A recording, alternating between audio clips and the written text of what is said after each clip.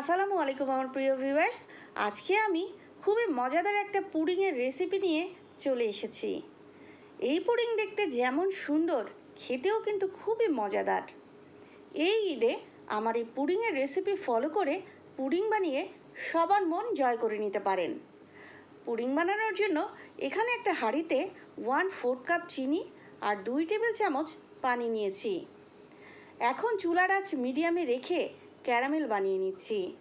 Viewers, caramel বানানো খুবই সহজ, আবার খুবই কঠিন। মানে ঠিক মতো জাল না দিলে চিনি ক্যারামেল হবে না, চিনি জমাট বেঁধে যাবে। চিনি পুড়ে যখন ক্যারামেল হওয়া শুরু করবে তখন নেড়ে দিতে হবে, এর আগে নাড়াচাড়া করা যাবে না। এই তো দেখুন, চিনির কালার ব্রাউন হওয়া শুরু হয়েছে। এখন অনবরত নেড়ে ক্যারামেল বানিয়ে নিচ্ছি।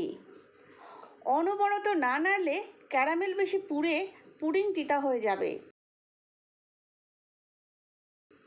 ক্যারামেলের কালার যখন এরকম হবে তখন চুলা থেকে নামিয়ে এরকম একটা স্টিলের বাটিতে ঢেলে নিচ্ছি, আর সাথে সাথে ঘুরিয়ে বাটির চারপাশে ক্যারামেল লাগিয়ে নিচ্ছি।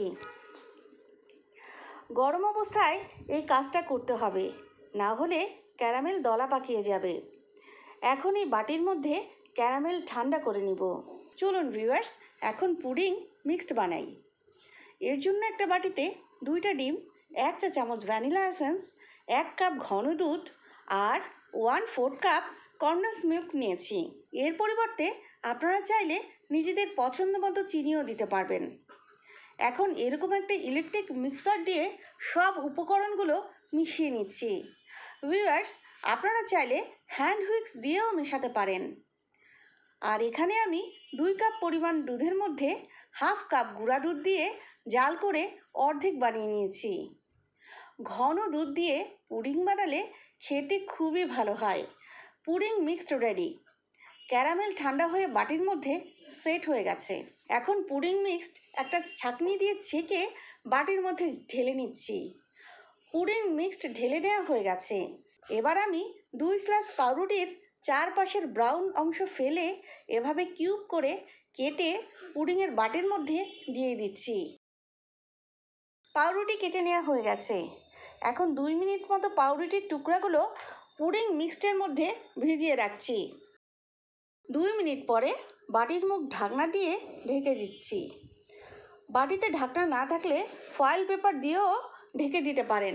এবার একটা হাঁড়ির মধ্যে স্ট্যান্ড বসিয়ে 2 কাপ পানি গরম করে নিয়েছি। এখন সাবধানে পুডিংয়ের বাটি স্ট্যান্ডের উপরে বসিয়ে দিচ্ছি। এখন হাঁড়িটাকে ঢেকে 25 মিনিট মিডিয়াম আঁচে পুডিং সেদ্ধ করে নেব। 25 মিনিট পরে পুডিং সেদ্ধ করা হয়ে গেছে। চলুন ভিউয়ার্স, আমরা চেক করে দেখি যে পুডিং সিদ্ধ হয়েছে কিনা। বাটির ঢাকনা খুলে একটা টুথপিক দিয়ে চেক করে নিচ্ছি। টুথপিক একদম ক্লিন হয়ে বের হয়েছে, তার মানে পুডিং খুব ভালোভাবে কুক হয়ে গেছে। এবার বাটিটা ঠান্ডা করে 2 ঘন্টার জন্য নর্মাল ফ্রিজে রেখে দিব। ফিরে এলাম 2 ঘন্টা পরে। এখন একটা ছুরি দিয়ে পুডিংয়ের চারপাশ এভাবে ছাড়িয়ে নিচ্ছি। এবার একটা প্লেটের মধ্যে ঢেলে নিচ্ছি। সাবধানে ঢেলে নিতে হবে যাতে পুডিং ভেঙে না যায়। চলুন ভিউয়ার্স, আমরা বাটিটা তুলে দেখি পুডিংটা কেমন হয়েছে।